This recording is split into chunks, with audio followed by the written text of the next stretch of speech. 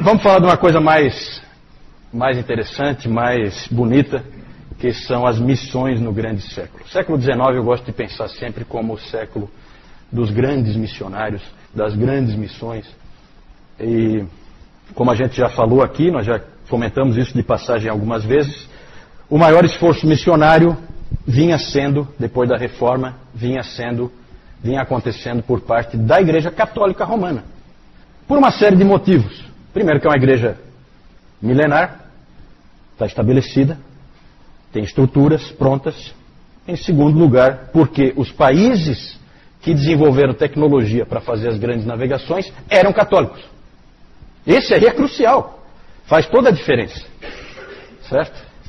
Então, vamos falar agora de missões protestantes. Nós já falamos sobre os morávios, que foram precursores, e também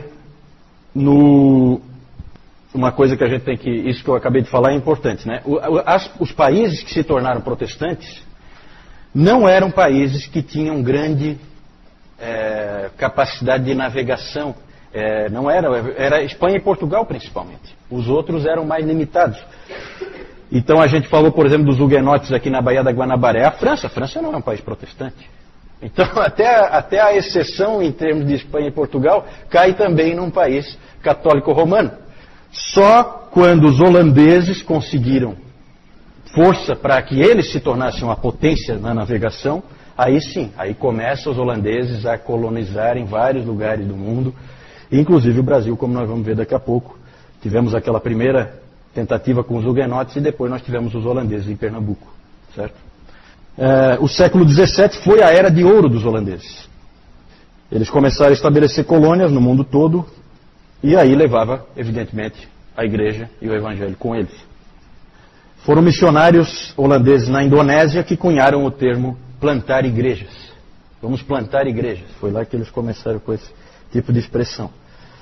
O avanço alcançado pelos holandeses não foi grande coisa, mas aconteceram algumas mudanças de pensamento. E uma mudança de pensamento importante é que antes na teologia se pensava que a grande comissão era algo que Jesus Cristo tinha feito, ele tinha dito para os apóstolos.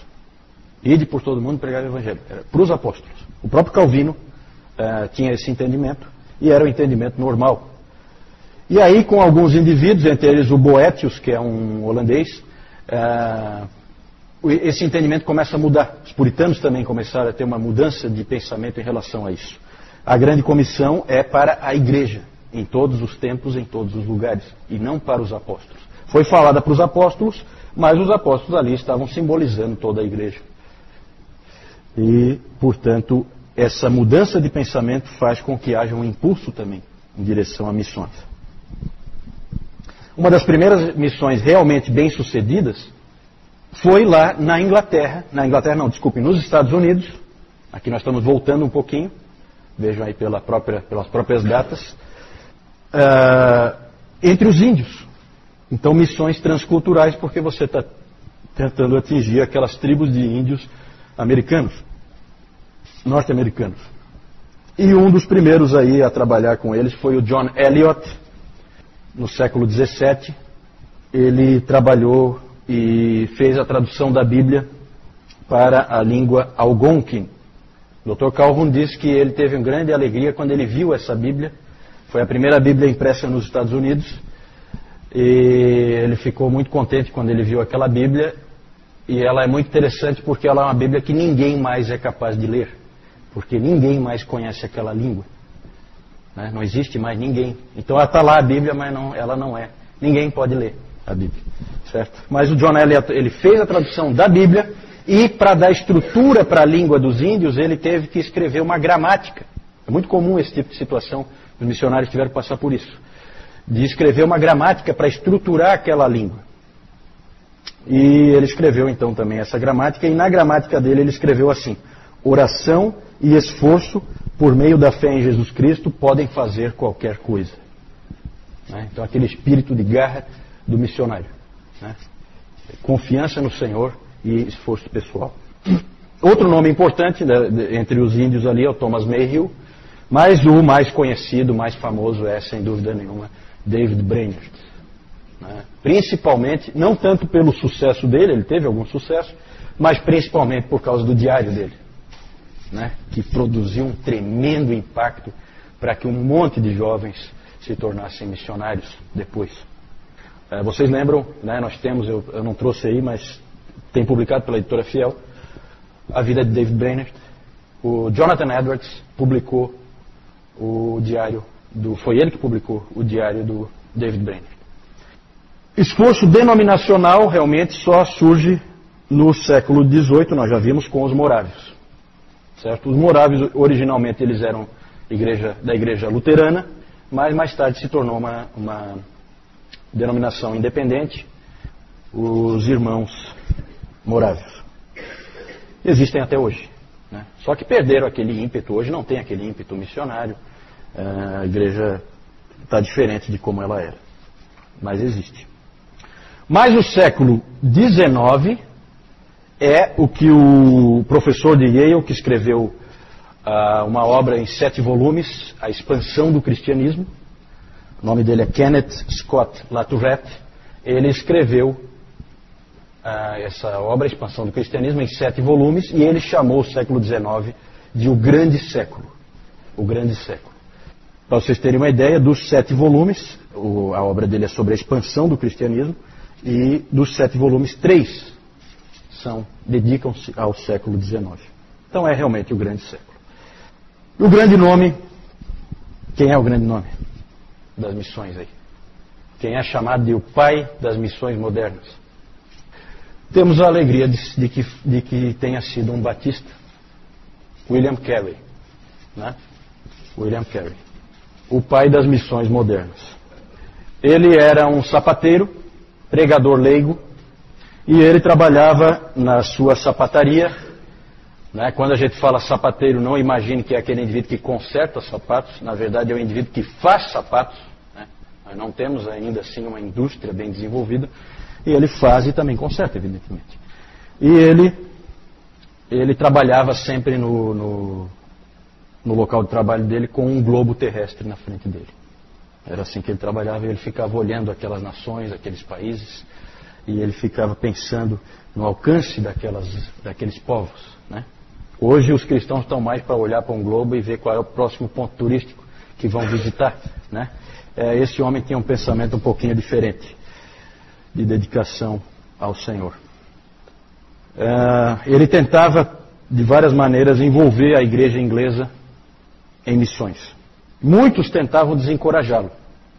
Tem a história de um diácono que chegou para ele e disse: sente-se, meu jovem. Quando for a vontade e o tempo de Deus de salvar os pagãos, Ele o fará, sem a minha ou a sua ajuda. Frase hipercalvinista, né, da pior espécie. Né, então é um indivíduo esse indivíduo aí foi muito infeliz, muito. Deus sempre usa meios, e se você veio aqui 8 domingos, fez o curso de História da Igreja, você viu que ele sempre usa pessoas dispostas a fazerem a obra dele. E ele respondeu a esse tipo de atitude escrevendo um livro. O nome desse livro é Investigação quanto à obrigação dos cristãos em usar meios para a conversão dos pagãos. Investigação quanto à obrigação dos cristãos em usar meios para a conversão dos pagãos. Obrigação dos cristãos em usar meios para a salvação dos pagãos. Escreveu esse livro em 1792. Naquele mesmo ano ele pregou um sermão que foi histórico, importantíssimo. Ficou famoso esse sermão, foi um sermão em Isaías 54, 2 e 3. Diz assim: alarga o espaço da tua tenda, estenda-se o toldo da tua habitação e não o impeças. Alonga as tuas cordas e firma bem as tuas estacas. Porque transbordarás para a direita e para a esquerda. A tua posteridade possuirá as nações e fará que se povoem as cidades assoladas. Esse sermão ele é de grande impacto e ele ficou famoso por essas palavras que eu coloquei aí, famosas do William Carey: espere grandes coisas de Deus e tente grandes coisas para Deus. Fé e diligência, dedicação, esforço. Os batistas particulares, quando a gente fala batistas particulares, são os batistas calvinistas, lá da Inglaterra, se organizaram e formaram um comitê de missões naquele mesmo ano, 1792. Né? É interessante que foram batistas calvinistas que começaram as missões nesse grande século. E ainda dizem que os calvinistas não evangelizam, não se preocupam com os outros. Os hipercalvinistas, com certeza, não se preocupam com os outros, não evangelizam, não fazem nada. Mas os calvinistas de verdade, não tenha dúvida, a história mostra, não tem nem o que discutir. É perda de tempo qualquer discussão. No ano seguinte, Carey foi enviado para a Índia e lá ele passou os seus próximos 40 anos. A ele se juntaram Joshua Marshman e William Ward. Esses três foram conhecidos como o trio de Serampore. Serampore era uma colônia holandesa, aí Deus usando, né? Os holandeses tinham ido antes, estabeleceram bases, e aí tinha condições deles irem e ficarem em um ambiente em que eles não fossem mortos, não fossem, né? Em que eles pudessem ter algum tipo de base de onde partir, certo? A partir dessa iniciativa, então, dos batistas, a coisa foi aumentando. E aí começou a pipocar comitês e sociedades missionárias para todo lado. Começou, então, ali com o Comitê de Missões dos Batistas Particulares e depois, já em seguida, a Sociedade Missionária de Londres, que foi quem enviou o grande David Livingstone, mais tarde, né? O David Livingstone é um escocês famoso por ser o missionário explorador. Né? Esse homem explorou a África inteira. Né? Diz que hoje, eu estava ouvindo um testemunho de um sujeito que teve na África, um missionário, e ele disse que é impressionante o quanto é conhecido David Livingstone na África, entre os povos lá. Todo mundo sabe da existência desse sujeito. Ele não é conhecido por ganhar almas, Não, o trabalho que Deus tinha para ele era desbravar, abrir caminho para os que viriam atrás dele. Interessante, né? Um aventureiro. Muito bacana a história do David Livingstone. Depois a Sociedade Missionária Eclesiástica. Ali nós temos um grande nome que é o Harry Martin. O Comitê de Missões da Igreja Congregacional foi o primeiro lá dos Estados Unidos. Certo? Tudo aqui é Inglaterra, tá? Esses primeiros aqui. Aqui já é Estados Unidos. Em 1810 a Igreja Congregacional então estabeleceu o seu comitê de missões e foram enviados os 5 primeiros missionários. Eles foram comissionados em 1812 para ir lá para a Índia também, para aquela região lá. Só que durante a viagem, olha que interessante, esses 5 rapazes aí, durante a viagem no navio, 2 deles, estudando o Novo Testamento grego, chegaram à conclusão de que não havia base para o batismo de bebês. E eles, na viagem, tornaram-se batistas, certo? Em plena viagem. E é interessante isso, que me chama a atenção é que esses missionários, eles iam viajando de navio lá para aquela região da Ásia, da Índia, e eles iam estudando seus Novos Testamentos gregos. São indivíduos bem preparados. Isso é uma coisa que chama a atenção. Vai quem está bem preparado. Eles foram comissionados e foram. 2 deles, então, se tornaram batistas, certo? E aí passou a ser importante que os batistas americanos dessem apoio para esses 2 rapazes que tinham se tornado batistas. E aí, rapidamente, foi formada uma junta de missões da Igreja Batista nos Estados Unidos para dar apoio para eles. E um deles famoso o nome dele, Adoniram Judson. Adoniram Judson. Era um deles. Que foi o famoso missionário à Birmânia. Hoje, Myanmar, né? Que é um país dos mais fechados, né? Quem acompanhou aí, agora esse ano houve um ciclone muito forte lá, que destruiu boa parte daquele país e houve dificuldade em ajudar, porque o país é tremendamente fechado hoje.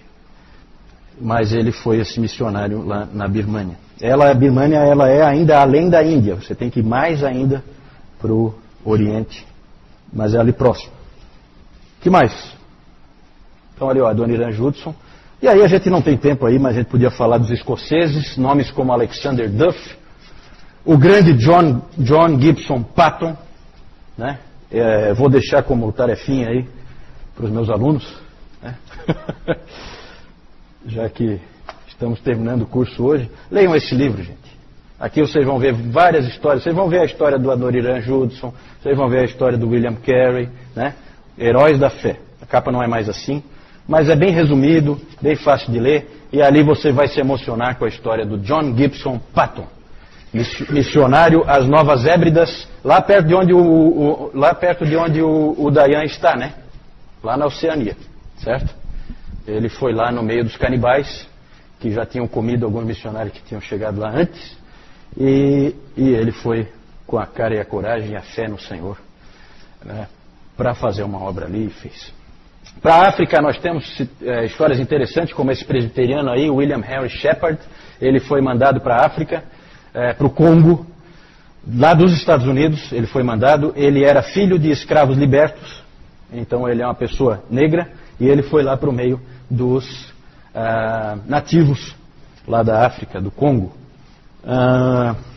Para a China, bem conhecido, James Hudson Taylor, né? Começam, aqui a gente viu que a maioria das juntas de missões são denominacionais. Aqui começa uma missão interdenominacional, que é a missão para o interior da China, que é a missão do Hudson Taylor.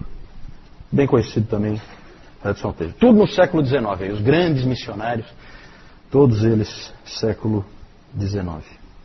Tem uma famosa frase do Hudson Taylor, né, em que ele diz assim: a obra de Deus, feita do jeito de Deus, nunca deixará de ter o suprimento de Deus.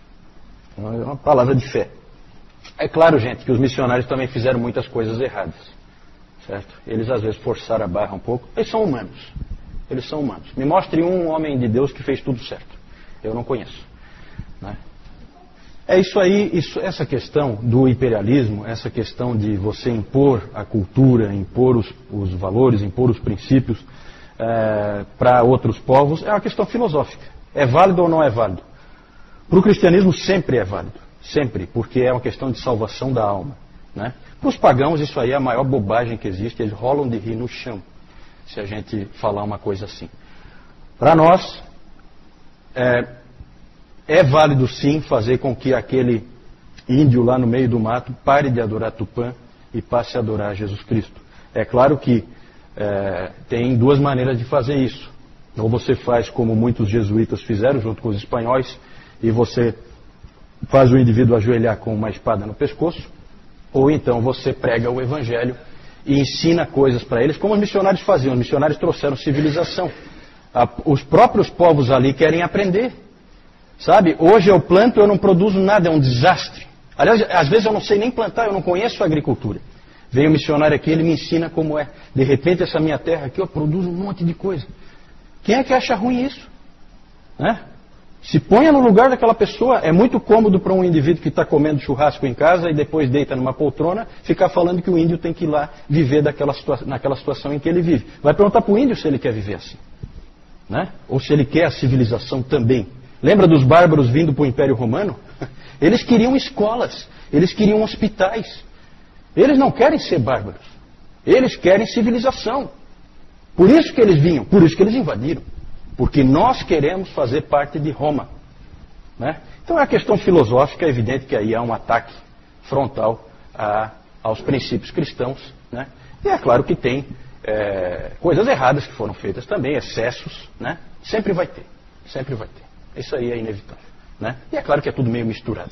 Na verdade, nós vimos na história da igreja que todo tipo de excesso ocorreu. Nós vimos o Lutero defendendo, por exemplo, que fossem massacrados os camponeses, né? Será que é muito diferente? Os camponeses revoltosos, ele apoiando. Não, vamos com armas mesmo. Eles pegarem armas, nós também vamos pegar. Então são erros, são manchas, são. Ninguém está negando, né? Agora, tem almas salvas. Isso aí é importante. Isso é importante. Cada alma salva vale, né? Ok, gente, nós temos que correr um pouquinho. Aqui só mostrar para vocês John Eliot, missionário entre os índios americanos. David Brainerd, aqui o Brainerd pregando lá, ó, no meio das... Né? Bacana aí essa imagem. William Carey, aqui, né? Uma semelhança. Uma certa semelhança.